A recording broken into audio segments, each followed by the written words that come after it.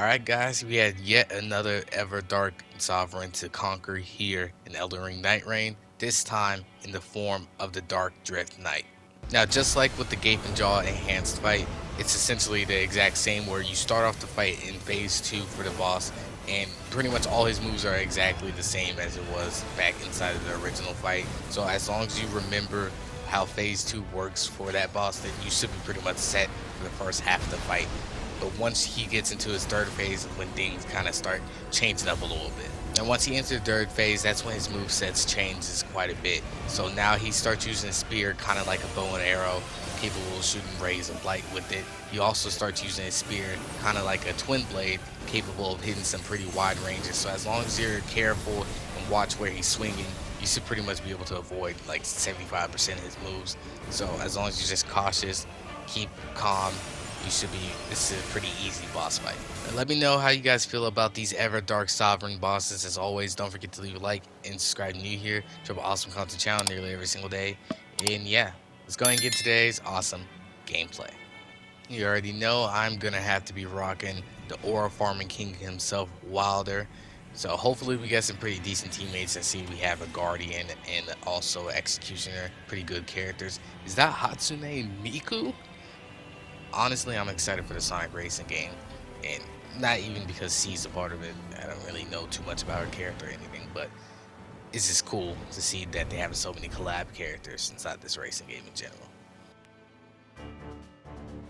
One of the things I love most, though, about these Everdark Sovereigns things is that most people that you get inside of every single run are people that have already beat the game, so they're already aware of where you need to be going from here to here and how to be a little bit more efficient moving around the map. I feel like that's something that more the average player wouldn't be able to understand. So luckily for these harder boss fights, the pre-requirement is that you already beat the base boss fight to begin with, and most people who've already beat the main boss fight have also beat the whole game at this point. Like, I'm moving a little bit slower to get around right now because I'm trying to see what they're doing, and also because I was trying to get the little beginning camp that they didn't go to. So I'm like a little bit behind them, but I'm not super far away. And that's the Demi-Human Queen. Hopefully after we quickly clear out this camp, we can go over there and take her out too. This is a pretty easy little field boss.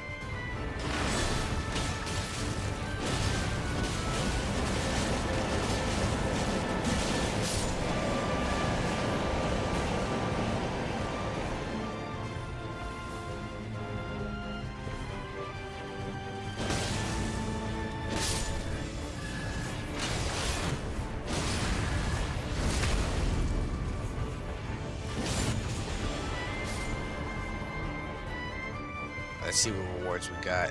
I think I'm going to take the Great Sword simply for the passive that taking damage boosts the damage negation is pretty huge. Honestly, I feel like a lot of people are undermining how powerful it is.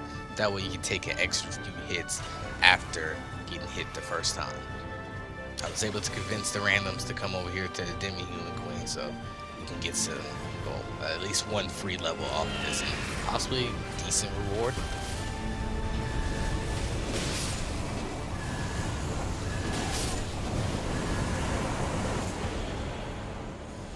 We kind of got unlucky with this one. I might just grab the affinity attack power. At least make it so if I get any affinity weapons like lightning, or if I stick with this fire sword, I'll still be pretty strong.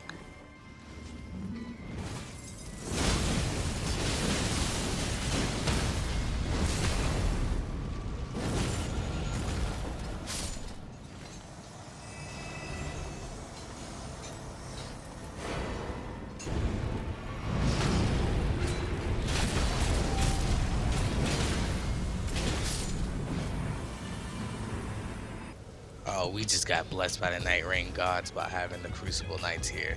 We're definitely gonna get a high level by the end of like night 2, especially with these guys here. But it seems like teammate wants to go underground first. I'm a little against going underground first. Usually try to do this day 2, but if the randoms are going for it, then I'm going for it. It seems like it's just a grafted shot. Not too bad.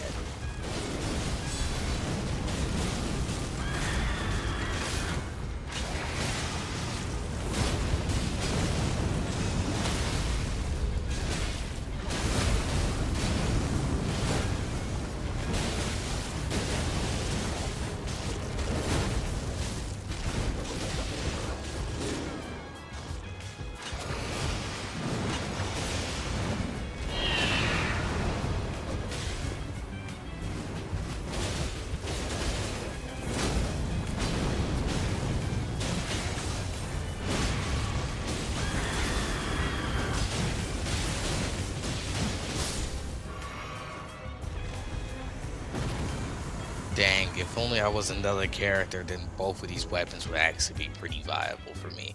I just don't really see the usage picking up the Coated Sword or the Scepter, the All-Knowing. If you're at the castle, don't forget to pick up the free talisman. You usually find something pretty decent for your character.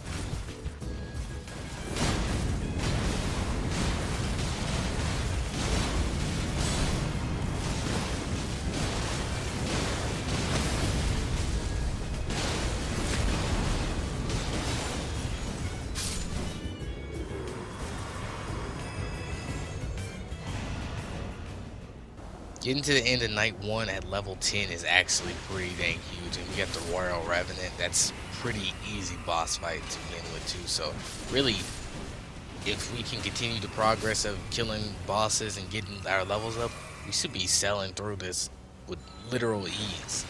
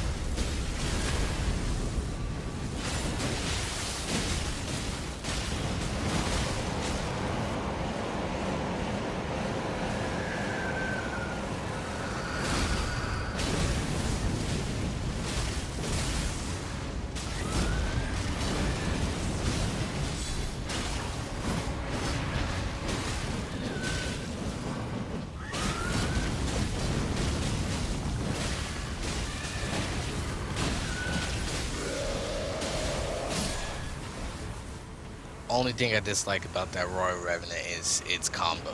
It's a little too annoying if he can get going really quickly. And that was some terrible dormant powers for my character. None of them really benefit me whatsoever.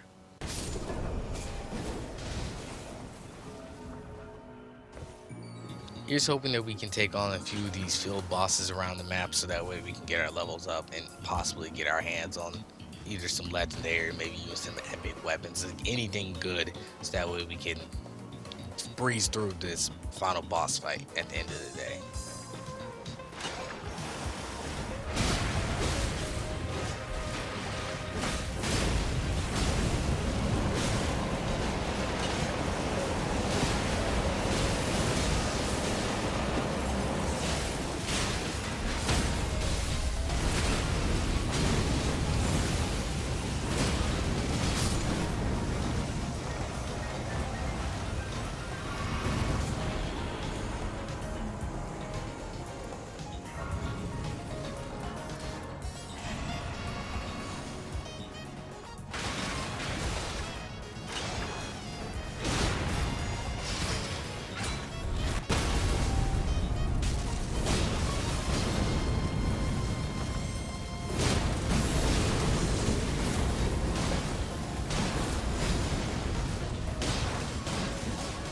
Yo, what's going on with the Crucible Knight? Why is he moving like that?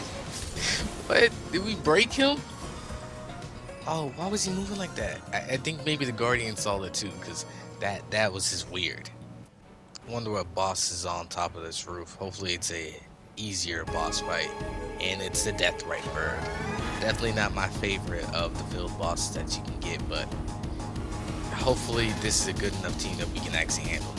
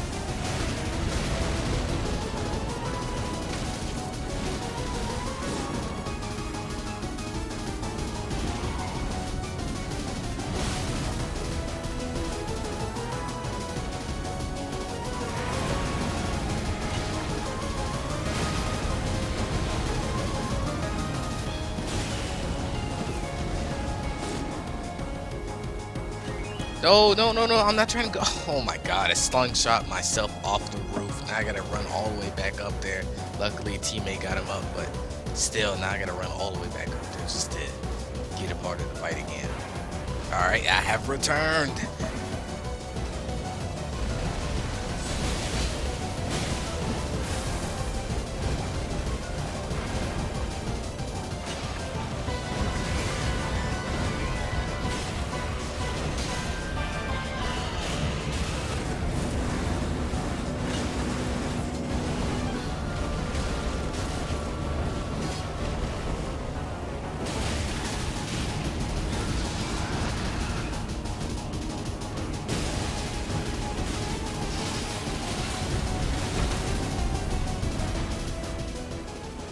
Oh, nice. We got the double critical. That's huge. That's huge.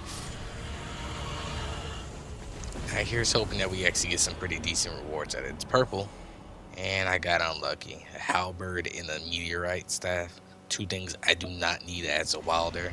Might as well just grab the HP restoration. Alright, we're on the night 2 boss, and it seems like we have the commander, the Outland commander, so he's not too difficult of a boss. He's just a bit annoying, especially when he summons those banished knights that can get in the way, because they're just super annoying in how aggro they are on a person.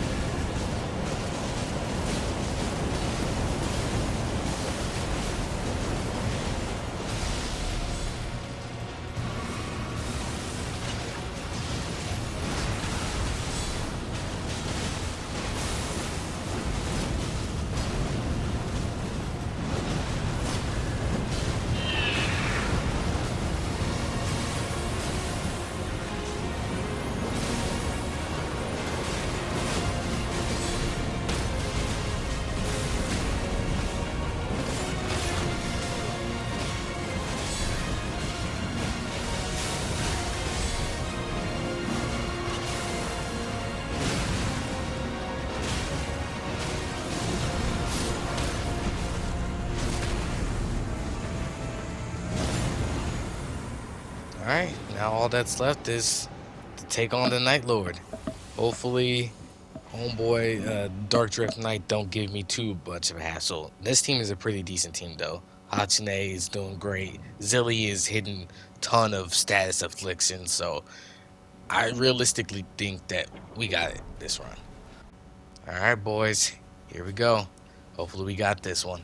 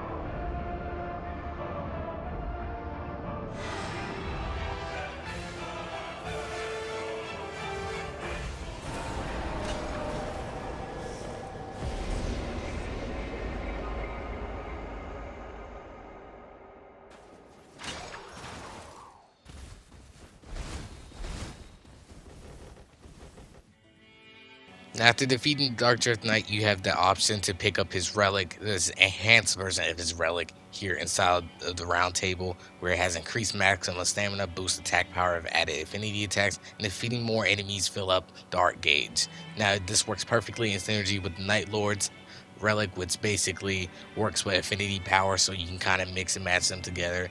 You can get a ton of boost in general just from using affinity weapons. Now, hopefully you guys enjoyed today's gameplay. As always, don't forget to leave a like and subscribe if you're new here. Drop awesome content to the channel nearly every single day. And yeah, until next time, peace.